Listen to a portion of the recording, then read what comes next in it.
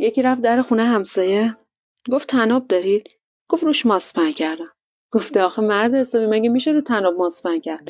گفت وقتی نخوای بدی روش دوغم میشه پهن کرد. خیلی از نشدن رو تو دنیا بذار با یه نخواستن. آدما تو زندگی نخواستنشون رو واضح نمیگن، اما تو باید زرنگ باشی و نشونه ها رو بفهمی. وقتی میبینی کسی برات وقت نمیذاره، برات نمیجنگه، پای حرفات نمیشینه، یعنی نمیخواد، یعنی رو طنابش ماست پهن کرده. دیگه نباید ازش بپرسی مگه میشه رو طناب ماست پهن کرد. کسی که بهت میگه وقت ندارم، یعنی تو جز اولویتاش نیست.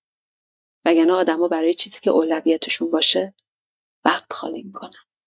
کسی که بخواد راهش رو پیدا میکنه، کسی هم که نخواد بهونش رو. آدما رو تو معذوریت نذار.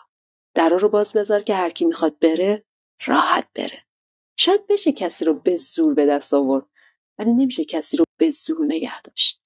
به قول شاعر، آن کس که دل بریده تو پا هم ببریش، چون طفلی از کنار تو با دست میره.